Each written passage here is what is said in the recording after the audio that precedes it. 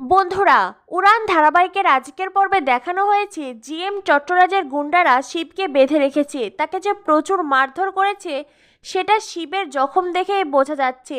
শিব সবাইকে বলে, আমাকে হয় ছেড়ে দে আর নয়তো একেবারেই মেরে ফেল, মাঝখানে ঝুলিয়ে রাখিস না। আমাকে যদি তোরা এইভাবে ঝুলিয়ে রাখিস, আমার মেজদা এসে তোদের সব কয়টাকে ঝুলিয়ে দেবে। গুন্ডারা বলে, এই তোর মেজদা কে রে? কে তোর মেজদা? শিব বলে, আমার মেজদা হলো ঋগ্বেদ মুখার্জি ওরফে মহারাজ। গুন্ডারা বলে, এখানে তোকে কেউ বাঁচাতে আসবে না, কারণ একটু পরেই আমরা তোকে শেষ করে ফেলবো। তখনই সেখানে পূজা আসে। পূজা এসে বলে বাঁচাতে আসবে। গুন্ডারা বলে, সে কি রে, এটাই কি তোর দাদা? পূজা বলে, আমি ওর দাদা নই, আমি ওর বৌদি, মহারাজ মুখার্জির স্ত্রী পূজারিনী মুখার্জি। আর আজ আমি একাই তোদের জন্য যথেষ্ট। গুন্ডারা বলে, আরে ও বৌদি, যান যান, বাড়িতে গিয়ে রান্না করুন। পূজা বলে, বাড়ির বউ যেমন রান্না করতে জানে, ঠিক তেমনি তোদেরকে সাহায্য করতেও জানে। এরপর আর কখনোই তোরা বাড়ির বউকে নিয়ে এমন তাচ্ছিল্য করে কথা বলবি না। পূজা গুন্ডাদের মাঝে মারপিট শুরু হয়। পূজা একাই এক লাঠি নিয়ে গুন্ডাদের পিছন থেকে আঘাত করে, আবার লুকিয়ে পড়ে, আবার আঘাত করে। এভাবে গুন্ডাদের অনেকটাই কাহিল করে ফেলে। এরপরেই পূজা শিবের কাছে আসতেই পিছন থেকে আরেক গুন্ডা পূজার মাথায় আঘাত করতেই পূজা মাটিতে পড়ে যায়। পূজা আস্তে আস্তে জ্ঞান হারিয়ে ফেলে। শিব বারবার পূজাকে ডাকতে থাকে। এদিকে মহারাজ বাড়িতে ফিরে দেখে সবাই খুব চিন্তায় আছে। মহারাজ বলে, কি হয়েছে বলো তো? আমি কোর্টে যাইনি, তাই কি তোমাদের এমন অবস্থা? সুবিনয় বলে, শিবকে কোথাও পাওয়া যাচ্ছে না রে মহারাজ, শিবের খুব বিপদ। মহারাজ বলে, শিবের বিপদ তোমাদের কে বলল? সুবিনয় বলে, পূজামা কথাটা বলেই বাড়ি থেকে বেরিয়ে গেল শিবকে খুঁজতে। তখনই সেখানে জয়ন্ত আসে। মহারাজ বলে, আমি শিবকে কল করছি। জয়ন্ত বলে, শিবকে ফোন করে কোনো লাভ নেই, কারণ এই দেখ, শিবের ফোন রাস্তায় পড়েছিল। মহারাজ বলে, পূজা এত কিছু পারে আর আমাকে একটা ফোন করতে পারেনি? জয়ন্ত মহারাজকে বলে, পূজা বৌদি তোকেও ফোন করেছিল, কিন্তু তুই তো ফোনটা তুলিসনি। মহারাজ তখন নিজেই নিজের প্রতি খুব বিরক্ত হয়ে যায়। মহারাজ বলে, উফ, আমি এক এক সময় কি সব করি না। পূর্ণিমা বলে, আমার ছোট ছেলের যদি কিছু হয় তাহলে আমি তোমার এই খুনি ছেলে আর তার বাচ্চার বউকে কিছুতেই ছাড়বো না। সুবিনয় বলে, যত দোষ নন্দ ঘোষ, তাই না? তোমার ছোট ছেলে তার কচি খোকা নয় যে পূজামা আর মহারাজের জন্য আর বিপদ হবে।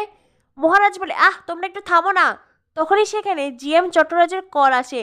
মহারাজের ফোনে কল আসতেই মহারাজ ফোন রিসিভ করতে জিএম চট্টরাজকে সরাসরি বলে, আমার ছোট ভাই শিব কোথায়?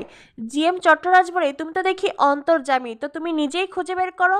মহারাজ বলে, প্লিজ, আমার ছোট ভাই শিবের কোনো ক্ষতি করবেন না, সে তো আপনার কোনো ক্ষতি করেনি। জিএম চট্টরাজ বলে, হ্যাঁ, সে এখনো কোনো ক্ষতি করেনি, কিন্তু ভবিষ্যতে করবে। মহারাজ বলে, আমার ছোট ভাই আপনার ক্ষতি করবে?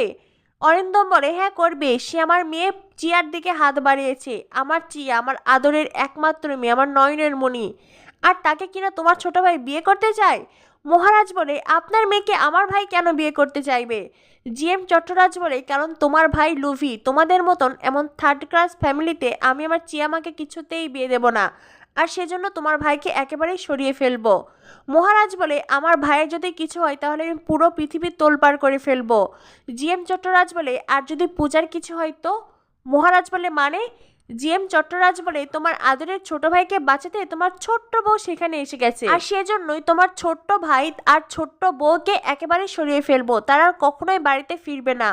মহারাজ প্রথমে অনেক করে অনুরোধ করে, কিন্তু জিএম চট্টরাজ কিছুতেই মহারাজের কথা শোনে না। মহারাজ কি করবে কিছুই বুঝে উঠতে পারে না। মহারাজ তখন চিয়াকে ফোন করলে চিয়া সেই মুহূর্তে মহারাজের বাড়িতে আসে। চিয়া এসে তো হাসি খুনসুটি করতে থাকে। মহারাজ বলে, এটা ইয়ার্কি মারার সময় নয়। এবারে মহারাজ রেগেমেগে বাড়ি থেকে বেরিয়ে যায়। পূর্ণিমা বলে, এই মেয়েটার জন্যই আজ আমার ছেলের এই অবস্থা। চিয়া বলে, আপনার ছেলে? ও স্টুপিড ফেইলার। এই কথাটা শোনার সাথে সাথে পূর্ণিমা চিয়াকে সপাটে চড় মারে। চিয়াও তখন পূর্ণিমার হাত মুচড়ে ধরে। সুবিনয় অনেক করে বলার পরে চিয়া পূর্ণিমার হাতে ছেড়ে দেয় আর ওখান থেকে চলে যায়। পূর্ণিমা উড়েমা বলে চিৎকার করে। সুবিনয় বলে, সকলে পূজামা নয়, বুঝতে পেরেছ?